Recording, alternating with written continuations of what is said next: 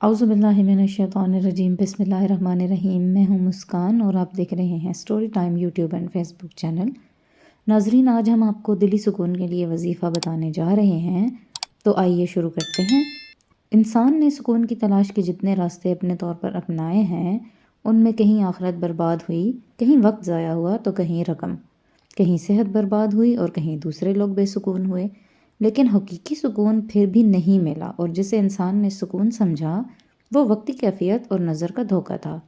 اب رہا یہ سوال کہ حقیقی سکون کیسے ملے۔ اس کے لیے ہمیں چاہیے کہ سب سے پہلے ہم سکون کا معیار بدلیں۔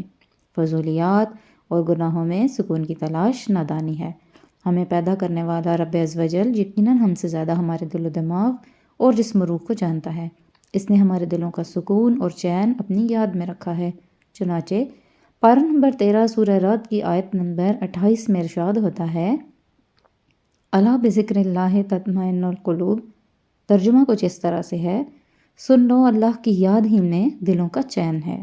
اس آیت کے تحت تفسیر خزائن العرفان میں ہے، اس کے رحمت و فضل اور اس کے احسان و کرم کو یاد کر کے بے قرار دلوں کو قرار و اطمینان حاصل ہوتا ہے، اگرچہ اس کے عدل و عطاب کی یاد دلوں کو خائف کر دیتی ہے۔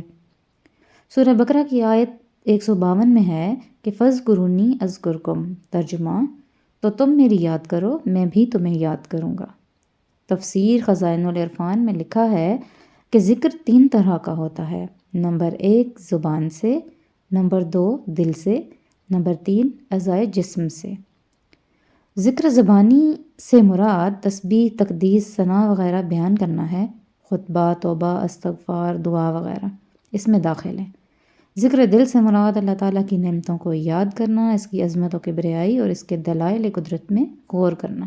ذکر اعضائے جسمانی سے مراد اطاعت الہی میں مشغول ہونا ہے، جیسے حج کے لیے سفر کرنا، یہ ذکر اعضائے جسمانی میں داخل ہے۔ نماز 3 قسم کے ذکر پر مشتمل ہے، تسبیح، تکبیر، ثنا و قرات تو ذکر زبان ہے، اور خشوع و خضوع، اخلاص ذکر دل، اور قیام، رکوع و سجود وغیرہ ذکر اعضائے جسمانی ہے۔ جب ہمارا سکون یاد الہی سے وابستہ ہو جائے گا تو انشاءاللہ عزوجل ہمیں نماز میں بھی لطف آئے گا، روزہ رکھنے میں راحت ملے گی، زکوٰۃ ادا کرنے پر چین آئے گا، فرض حج کرنے پر قرار ملے گا۔ اذکار میں بھی افضل ذکر لا الہ الا اللہ کا ہے، اور استغفار کا ذکر بھی پسندیدہ ذکر ہے، اور استغفار پڑھنے کی تعداد کی کوئی قید نہیں ہے۔ بے حساب بے شمار پڑھیں، اس کی برکت سے آپ کے گناہ بھی معاف ہوں گے اور آپ کے رزق میں بھی اضافہ ہوگا، آپ کے دل کو سکون ملے گا، برے خیالات سے آپ کی جان چھوٹ جائے گی۔ جی تو ناظرین، آپ کو ہماری ویڈیو کیسی لگی؟ کامنٹ کر کے ہمیں ضرور بتائیں۔ اگر ایسی ہی اسلامک اور موٹیویشنل ویڈیوز دیکھنا چاہتے ہیں تو ہمارے چینل کو سبسکرائب کر لیں اور گھنٹی کے نشان کو بھی دبا دیں، تاکہ آئندہ آنے والی ویڈیوز بآسانی آپ تک پہنچ سکیں۔ شکریہ، اللہ حافظ۔